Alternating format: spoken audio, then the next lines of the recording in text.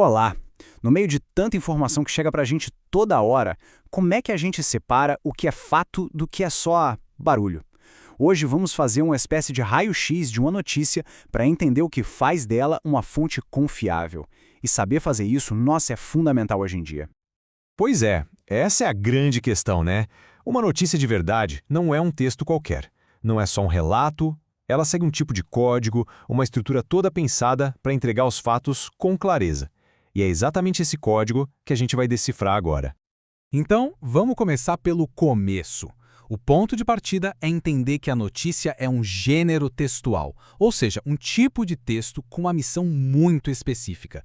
Ela joga com regras bem definidas. A definição é essa aí, bem direta. Notícia fala de coisas que estão acontecendo agora e, o mais importante, coisas que são reais. O compromisso dela é total com a realidade, com aquilo que de fato aconteceu.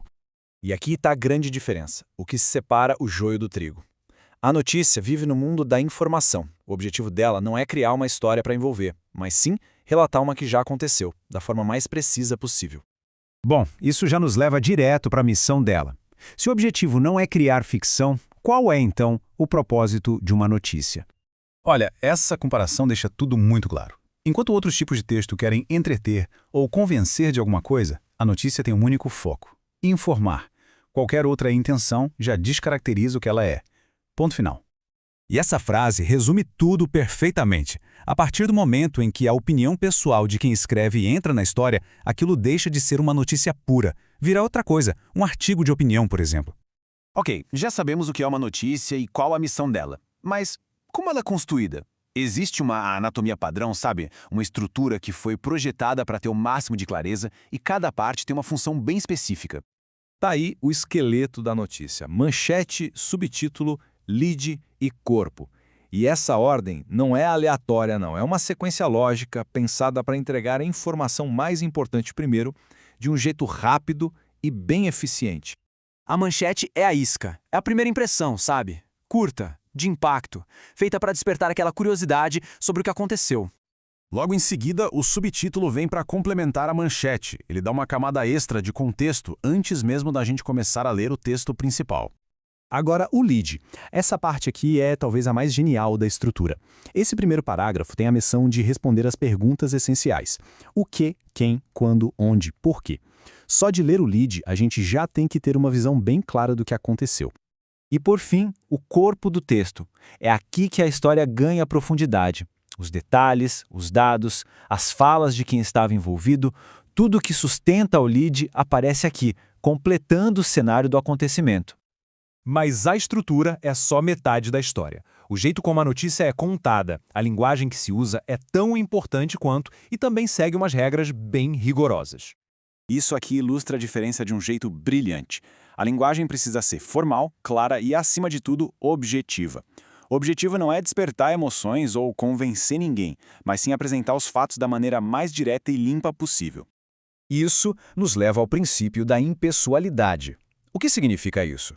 Basicamente, quem escreve a notícia atua como um observador, um canal para os fatos. A narração em terceira pessoa cria um distanciamento de propósito, para garantir que o foco continue no que aconteceu, e não em quem está contando. Certo, agora vamos juntar todas essas peças. Por que saber de todas essas regras é tão importante hoje em dia? Porque isso nos dá as ferramentas necessárias para combater a desinformação. A definição é simples, mas o impacto que isso causa é enorme.